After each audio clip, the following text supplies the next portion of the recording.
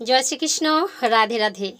সুধী কৃষ্ণ ভক্ত, গৌর ভক্ত, হরিভক্ত, আমার মা সকল, বাবা সকল, আপনাদের প্রতি প্রত্যেকের চরণে আমার সশ্রদ্ধ প্রণাম। প্রণাম জানাই আমার সাধুগুরু বৈষ্ণব মণ্ডলীর চরণে। অনলাইন উপস্থিত যত আমার দাদা মায়েরা রয়েছেন, আমার আত্মীয় স্বজন, ভাই বন্ধু, সবাইকে আমার অন্তরঙ্গস্থল থেকে অনেক অনেক ভালোবাসা, অভিনন্দন। বলুন আপনারা কেমন আছেন? আশা করি প্রাণগোবিন্দ রাধারানী কৃপায় সকলেই ভালো আছেন। আমিও আপনাদের অনেক অনেক আশীর্বাদ, ভালোবাসায় খুব ভালো আছি। তো আজকে আপনাদের সামনে যে ভিডিওটি আমি তুলে ধরার চেষ্টা করছি সেটি হচ্ছে স্বপ্নদোষ নিয়ে। তো চলুন আমরা ভিডিওটা শুরু করবার আগে একটু গুরু বন্দনা করে নেই। হরে কৃষ্ণ। গুরু ব্রহ্মা গুরু বিষ্ণু গুরুদেব মহেশ্বর গুরুরেব পরম ব্রহ্ম তস্মৈ শ্রী গুরুবে নমঃ। অখণ্ডমণ্ডলাকারং ব্যক্তং যেন চরাচরম তৎপদং দর্শিতং যেন তস্মৈ শ্রী গুরুবে নমঃ। অজ্ঞানতিমিরান্ধস্য জ্ঞানাঞ্জন শোলকয়া চক্ষুরুন্মিলিতং যেন তস্মৈ শ্রী গুরুবে নমঃ। গুরু কৃপা হি কেবলম, গুরু কৃপা হি কেবলম, গুরু কৃপা হি কেবলম। জয় গুরু। তো এই ভিডিওটা আনবার একটাই উদ্দেশ্য, অনেক ছেলেপেলেরা ইয়ং যারা বলছে দিদি ভাই সবই তো ভিডিও দিয়েছো, কিন্তু আমাদের কমেন্টগুলো একটু দেখো, দেখার চেষ্টা করো, আমাদেরকে একটু বাঁচান। তো আমার তো সাধ্য নেই বাঁচাবার মতো। তারা এই কমেন্ট করেছে যে একটু স্বপ্নদোষ নিয়ে কথা বলো, যে আমাদের এরকম এমন হয়ে যায়, আমরা ভয় পাচ্ছি, এই করছি। অনেক কমেন্ট এরকম এসেছে। আর যারা ভিডিও দেখছেন, যারা কমেন্টও দেখেছেন, তারাও জানেন যে এরকম কমেন্ট এসেছে। তো আমি এই পার্টটা বন্ধ করে দিতে চেয়েছিলাম। তো এই ছেলেদের একটু যে তোমার হচ্ছে এদের কিন্তু অনুরোধে কিন্তু ভিডিওটা আবার আমার নিয়ে আসা। তো আপনাদের কাছে আমি ক্ষমা প্রার্থী যদি আপনারা ভুল ভাবেন, সেটা কিন্তু ভাববেন না। কারণ আমার বিষয়টাই হচ্ছে, আমার ভিডিওটাই এর উপর ডিপেন্ড করে যে শিক্ষামূলক ভিডিও, কিছু ভক্তি কথা। তো এই দুটোকে নিয়ে কিন্তু আমি চলি। তো আমার চ্যানেলে এগুলো পাওয়া যায়। তো সত্যি কথা বলতে ওরা যে কমেন্টটা করেছে, সত্যি এটা একটা টাফ কমেন্ট। তো আমরা যে স্বাস্থ্যকর্মী, আমি তো হাসপাতালে একটা কর্মী, তো আমরা এই বিষয়গুলো আমরা যে ইয়ং জেনারেশন তাদের কাছে কিন্তু এই বার্তাগুলো আমি পৌঁছে দিই, যে যেগুলো হচ্ছে সেগুলো কেন হচ্ছে, এখানে রেহাই পাওয়ার কি উপায় আছে, এগুলো কিন্তু আমরা বলি।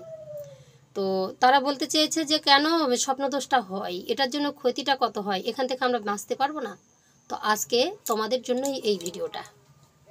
স্বপ্নদোষ কি সেটা আগে আমাদেরকে জানতে হবে, কেন এটা হয়, এখান থেকে ক্ষতি কি হতে পারে, এখান থেকে বাঁচার উপায় কি আছে।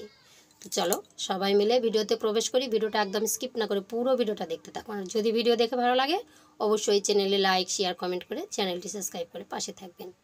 জয় শ্রীকৃষ্ণ। রাধে রাধে। চলো। তো একটা ঘটনায় বারবার ঘটে যাওয়া, যেমন নারীরা ঋতুবতী হয়, প্রত্যেক মাসে মাসে হয়, তাই না? প্রত্যেক মাসে মাসে হয়, তার আবার 2-3 দিন থাকে, সেই তিন দিনের মাথায় স্নান করে আবার ঘরে ফিরে। তো তদ্রূপ ছেলেদের তো আর এটা তোমার স্নান করারও ব্যাপার নেই, ঘরে ফেরারও ব্যাপার নেই, এটা কিন্তু হামেশাই হতে থাকে। যার জন্যে ইয়ং জেনারেশনরা কিন্তু ভয় পাচ্ছে, তারা দুর্বল হয়ে পড়ছে, চোখের নিচে কালি পড়ে যাচ্ছে, মানসিক দুর্বলতায় ভুগছে। যৌন যে ক্ষমতাটা, নিজেকে ভাবছে যে আমি হারিয়ে ফেলছি, আর বিয়ে করা যাবে না, বিয়ে করলে স্ত্রী কেমন করে থাকবে, এই যে একটা টেনশন, চিন্তা মাথায় ঘোরাঘুরি করছে সব সময়। তো আমরা জানবো যে এই যে স্বপ্নদোষটা, এটা কি সত্যি ক্ষতিকারক নাকি নয়। তো চলো আমরা ভিডিওতে প্রবেশ করি। আমাদের স্বপ্নদোষটা আসলে কি, কেন এমনটা হয়। তো আমি কিছুক্ষণ একটু ছোট্ট করে একটা গল্প বলছি, যে তুমি যদি সারাদিন একটা কোনো চিন্তাধারার মধ্যে থাকো, হয়তো আজকে আমি মাংস খাবো, আজকে আমি বিরিয়ানি খাবো, বা আমি একটা সিনেমায় যাব, কিন্তু যেতে পারছি না, মাংস খাওয়ার সামর্থ্য নেই, টাকা পাচ্ছি না। হঠাৎই আপনি দেখবেন মোবাইলের সামনে শুধু আপনার বিরিয়ানি আর মাংসর ওই ভিডিওগুলো আসছে, এটা আসবেই, ঠিক আছে। এবার যদি মনে করো যে আমি একটা নারীর সঙ্গে দেখা করব, মেলামেশা করব, এই যে চিন্তাধারা, এটা কিন্তু হঠাৎই আবার স্বপ্নে হয়ে যায়। কেন হয়? আমাদের ভিতরে, আমি ধর্মের বিষয় দিয়ে বলছি, তারপরে আমি হচ্ছে সায়েন্সের বিষয় দিয়ে বলবো। তো আমাদের ভিতরে যে আত্মা রয়েছে, সেই আত্মা তোমার মনের ইচ্ছাগুলো, আত্মা আর মনের সঙ্গে যে কানেকশন, তাদের ইচ্ছাগুলো, আত্মা তুমি যখন ঘুমিয়ে যাও চারিদিকে ঘোরাঘুরি করে, তুমি বসে থাকতে নীরব থাকতেও আত্মা সবসময় ভাবনা চিন্তার মধ্যে থাকে, এর পরের পরিকল্পনা কি হবে, এগুলো মনের সঙ্গে এনে বার্তাটা পৌঁছে দেয়। তারপর মন আমাদের শরীরকে মানে বলে, এসে ইঙ্গিত দেয়, তারপর আমাদের শরীরের জন্য এই ক্রিয়াগুলো হয়ে থাকে। তো আত্মার সঙ্গে যে পরিবেশের একটি যে প্রাকৃতিক একটা যে কি বলবো এটাকে সংযোগ, এটার জন্য কিন্তু এই বার্তাগুলো আমাদের ভিতরে এসে যায়। ঠিক আছে, আমি যেটা ভাবনা করব, আমি যেটা চিন্তা করব, আমার মন কি বলছে, এগুলোই কিন্তু তোমার হতেই থাকবে, হয়ে যায়। তাহলে চিন্তা ভাবনাগুলো কেমন হতে হবে? তো আমি একটা কথা বলি, যদি একটা কলসের মধ্যে জল ঢেলেছ, জলে কলসটা পরিপূর্ণ হয়ে আছে, তার মধ্যে তুমি আরোই জল ঢালছো, আরোই জল ঢালছো, আরোই জল ঢালছো, জলটা কি দাঁড়াবে? নিশ্চয়ই জলটা দাঁড়াবে না, কারণ কলসির যতটুকু ক্ষমতা ধরে রাখার, তার উপরে দিলে কি জলটা থাকবে? থাকবে না, বেরিয়ে চলে যাবে। তদ্রূপ ঘটনাটা এমনই, আপনার শরীরের মধ্যে যতটা প্রয়োজন তার থেকে বেশি কিছু উৎপন্ন হয়ে যাচ্ছে, সেগুলো কোথায় যাবে? তাই তো, এটাই হচ্ছে বিষয়। তো এবার আমরা সায়েন্স থেকে বলবো, ঠিক আছে? তো চলো, ছেলেপেলের জন্য কিন্তু এটা বলা, যারা পড়াশোনা করছো তোমরা, যেটাকে হয়তো ধর্মের মধ্যে দিয়ে তো সবাই মানে বুঝতে পারবে না, ধর্মের কথা বলা হয়েছে এর জন্যই। এই যে নানা রকমের চিন্তাভাবনা, এই যে আমাদের শরীরের সঙ্গে যে সাইকেলগুলো বারবার যে ঘুরে ঘুরে আসা, এই যে টেনশন, এই যে চোখের নিচে কালি পড়া, দুর্বলতা, এই চিন্তাগুলোর হাত থেকে রক্ষা পাওয়ার জন্যই আমাদের ব্রহ্মচর্য ব্রতটা পালন করতে বলা হয়েছে।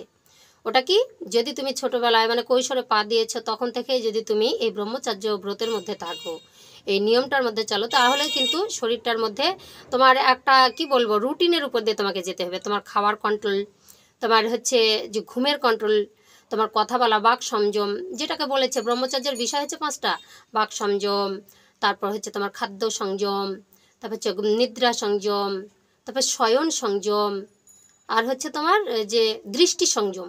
এই যে 5টা সংযমের কথা বলা হয়েছে, এগুলো কিন্তু রুটিন মাফিক। বাক সংযমটা কেমন, আমি অফুরান্ত কথা বলবো না, এটা ব্রহ্মচর্যের বিষয়ে আছে, ঠিক আছে? তো বলছে খাদ্য সংযম, খাদ্যটা এমন খাওয়া খাবো না, উচ্ছেসক খাওয়া খাবো না যার জন্য আমার অসুখ ধরে যেতে পারে, ডায়রিয়া ইত্যাদি ইত্যাদি হতে পারে, তাই না? তারপর বলছে শয়ন শোধন, কেমন করে শুলে আমার খাবারটা হজম হবে, পরিপাক হবে, আমি কুস্বপ্নর হাত থেকে রক্ষা পাবো। শোয়ারও একটা ব্যাপার আছে, আমি বলবো শোয়া ওঠা যদি, শোয়া বা ওঠা যদি তোমার ভুল হয়ে যায়, তাহলে দিনের তোমার গতিটাই কিন্তু খারাপ হয়ে যাবে। যার জন্য আমরা এই যে ইরা পিঙ্গলা শিশন মা নারী ধরে কিন্তু আমরা ওঠা বসা করি, যারা সাধকরা তারা এটা ধরে ওঠা বসা করে, এটা একটা শয়নের ব্যাপার। তারপরে নিদ্রা সংযম, কেমন ঘুমাচ্ছ, ক মিনিট ঘুমানোর দরকার, কয়েক ঘন্টার ঘুমানোর দরকার, কখন তোমাকে উঠতে হবে, ঘুমানোর পরে তোমার কাজগুলো কি আছে, এই যে নিদ্রা সংযম, ঠিক আছে?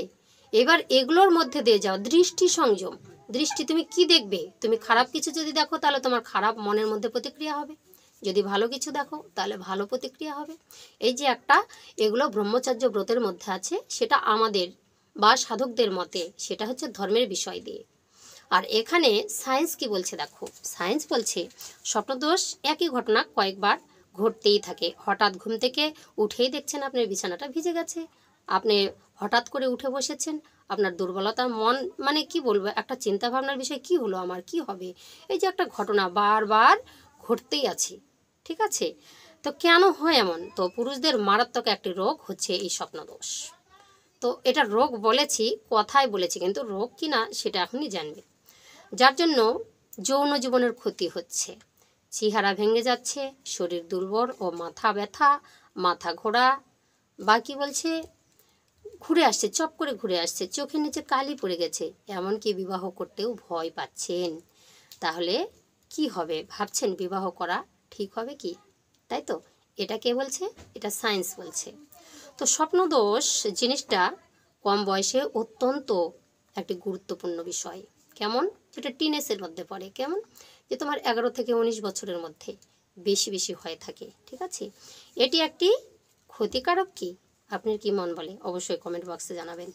তো পুরুষ অঙ্গ যখন উত্তেজিত হয়, সেখান থেকে কি হয়? প্রচুর পরিমাণে বীর্যপাত হয়, ঠিক আছে? তা থেকে শুক্রাণু বের হয়, ঠিক? এটা সবারই নিয়মিতই হয়।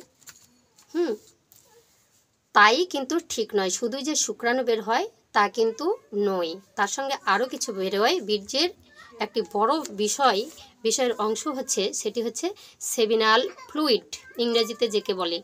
তো সেমিনাল বেসিকুল গ্রন্থি বা কি বলছে কোষ্ঠের ভিতর থেকে এটা উৎপন্ন হয়, সেখানে উৎপন্ন হয়। একবার বীর্যপাত হলে সেখানে কয়েক লক্ষ থেকে কয়েক কোটি শুক্রাণু বের হয়ে যায়, যা আমরা খালি চোখে দেখতে পাই না। তো সেকেন্ডে 15,000 শুক্রাণু যে পুরুষ অঙ্গে অন্ডকোষে কিন্তু সৃষ্টি হয়, আর তা কিন্তু কয়েক মিনিটে কয়েক মিলিয়ন শুক্রাণুর সৃষ্টি হয়। তো আপনারা দেখবেন যেটা আমার প্রয়োজন আছে, যেটা আমি খরচা করব, তার থেকে অধিক যদি হয়ে যায় সেটা কি হবে?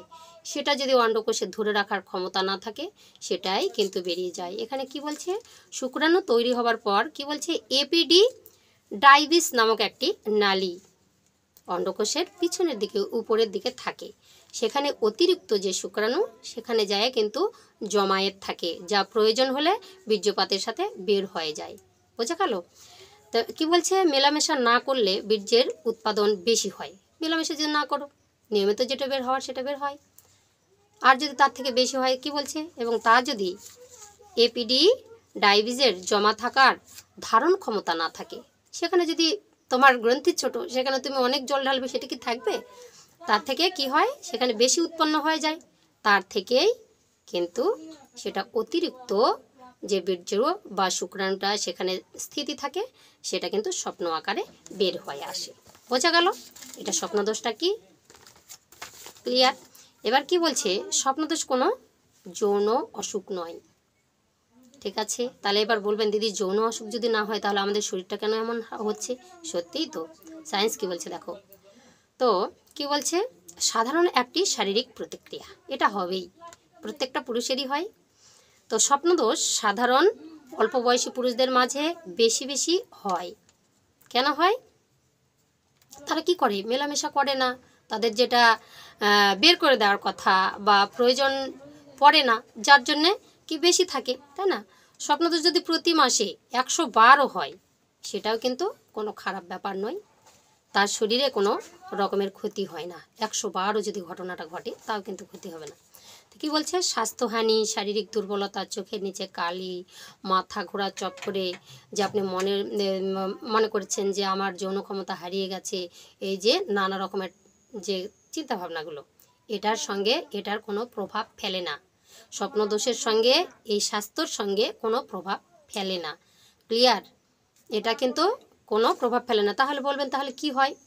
যৌনতার আত্মবিশ্বাস কমে যায় এর ফলে। আপনি যেটা ভাবছেন, এর জন্য আপনি ভাবছেন যে আমি যৌনহীনতা হয়ে গেলাম, মনে হয় আমি মনে হয় স্ত্রীকে সুখ দিতে পারবো না, বিবাহ করতে পারবো না, আমার এটা বড় ধরনের একটা অসুখ।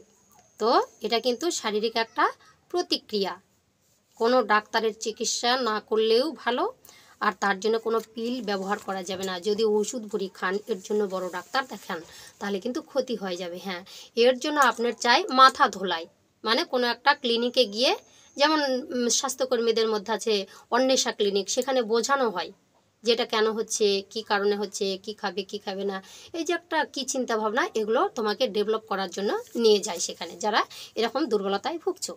তো যৌন উত্তেজক বিষয় থেকে একটু দূরে রাখুন। যৌন উত্তেজক বিষয়টা কি?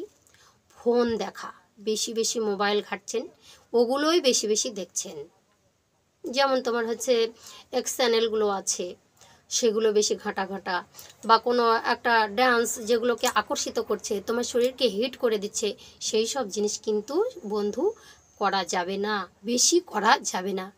আবার কি বলছে, ধর্মমতে খাবার, ওই যে বলছে খাদ্য সংযম, খাবারটাকে এমন খাবার খেতে হবে, তো বেশি বেশি যদি প্রোটিনযুক্ত খাবার খান, প্রচুর পরিমাণ এমনিতেই স্পার্মটা প্রচুর পরিমাণ পুরুষের দেহেতে সৃষ্টি হতেই থাকে, তার মধ্যে যদি উৎসেচক খাবারগুলো বেশি বেশি খাওয়া হয়, যখন বেশি বেশি ঘুমাচ্ছেন, প্রয়োজনের থেকে বেশি কিছু করছেন, তাহলে কিন্তু এর উত্তেজনাটা বেড়ে যায়। যার জন্য আমরা বলেছি ধর্মমতে ব্রহ্মচর্য পালন করতে, সংসারের থেকে সব রকম রুটিনের ভিতরে, ওই যে 5টা, ওই রুটিনটার ভিতরে কিন্তু আমাকে থাকলে এগুলো উত্তেজনা কিন্তু আমার শরীর কিন্তু দেবে না। তো ব্রহ্মচর্যের মধ্যে থাকলে কি গীতা ভাগবত পড়ানোর কথা বলা হয়, চলাফেরাটার কথা যে কথা বলবো বেশি তা নয়, বেশি যে ঘুমাবো তা নয়, রাতে 8 ঘন্টা ঘুমালাম, ভোরবেলা উঠে একটু ঠাকুরের কাছে বসলাম। তো এগুলো যদি মধ্যে দিয়ে থাকা যায় তাহলে সেগুলোকে কন্ট্রোল করলেই কিন্তু এটা হবে না। তোমাকে সবসময় নিজেকে ব্যস্তর মধ্যে রাখতে হবে, চিন্তা করতে হবে। যখন ঘুমাবে নানা রকমের চিন্তা মাথায় ঘোরাঘুরি করে, তো সেই চিন্তাগুলো যখনই ঘোরাঘুরি করে, সেটা শরীরকে জানায়, শরীর আবার মনকে জানায়, মন আবার আত্মাকে জানায়। এবার আত্মা সেগুলোকে পরিপূর্ণ করবার জন্য, পূর্ণতা দেবার জন্য প্রকৃতির মাঝখান থেকে সেগুলো ছিনে নিয়ে এসে তোমার মনের মধ্যে ঢুকিয়ে দেয়। রাত্রেবেলা এগুলোই স্বপ্নে পেরে যায়। তুমি যদি মনে করো আজকে বিরিয়ানি খাবো, খেতে পারছি না, তোমার মোবাইলে এসে এগুলোই হাজার হাজার ভিডিও আসবে। আসে কিনা বলো তো? তোমার মনের সাথে একটা কানেকশন হয়ে যায়, প্রকৃতির কানেকশন, সেটা আত্মা করায়। তুমি ঘুমিয়ে আছো, তোমার আত্মা সেখানে চলে গেল, তুমি যেটা ভাবছো সেটাই তোমার হয়ে যাবে। তুমি ভাবছো একটা মেয়েকে আমি ভালোবাসি, ওই মেয়েটাও তোমাকে ভালোবাসে, কিন্তু বলা হচ্ছে না। এই যে মনের একটা চাহিদা, সেটা আত্মাকে পূরণ করে দেয়, এটা ধর্ম মতে বলা হচ্ছে। তো রুটিনের মধ্যে যদি থাকা হয় তাহলে কিন্তু এগুলো হয় না, ঠিক আছে? এগুলো কিন্তু হয় না। তো আপনারা জানলেন, এটা কিন্তু কোনো অসুখ নয়, এটার জন্য ওষুধ খাওয়া যাবে না। কাজে বেশি বেশি মন দিতে হবে। পরবর্তী চিন্তা, আজকে খেয়েছি এটা, কালকে কি করব, কালকের ভবিষ্যৎ পরিকল্পনা, এগুলো মাথার মধ্যে ঢুকাতে হবে। বেশি বেশি ধর্মের কথা, বেশি বেশি পড়াশোনায় মনোযোগ দিতে হবে। ওগুলো কোনো রোগ নয়, বেসিক্যালি একটা শরীরের প্রতিক্রিয়া। সবারই হয়, আমারও হচ্ছে। কেন ক্ষতিটা হচ্ছে তোমার? যে তুমি এটা নিয়েই মানসিক চিন্তা করছো। মানসিক চিন্তা দুর্বলতার কারণ। চিন্তা ভাবনাটাই মানুষের ব্রেনকে অ্যাটাক করে, রোগাগ্রস্ত হয়ে যায়। তুমি যেটা ভাবছো, যেটা চিন্তা করবো, ওই যে বলেইছি, প্রকৃতি সেটাই তোমাকে দেবে। তুমি যদি বেশি বেশি ওটা নিয়ে চিন্তা করো তাহলে তুমি ধীরে ধীরে ভারসাম্য হারিয়ে ফেলবে। মাথার মধ্যে একটা মেন্টালিটি, একটা প্রেশার গাইড করবে, যার জন্য ওই চিন্তা ভাবনা তোমার করা হবে না। যা হয়ে গেছে হয়ে গেছে, ঝামেলা মিটে গেছে, আমার বেশি উৎপাদন হয়েছে, সেগুলো বেরিয়ে গেছে, বাস। এইবার তুমি যদি বলো দিদি তাহলে তুমি যে বলো সংযম থাকতে, এই যে বীর্য যেন পাত না করি, শরীরের মধ্যে ধরে রাখি, তাহলে এটা কি? এটা হচ্ছে খাদ্যের উপর ডিপেন্ড করতে হবে বন্ধু।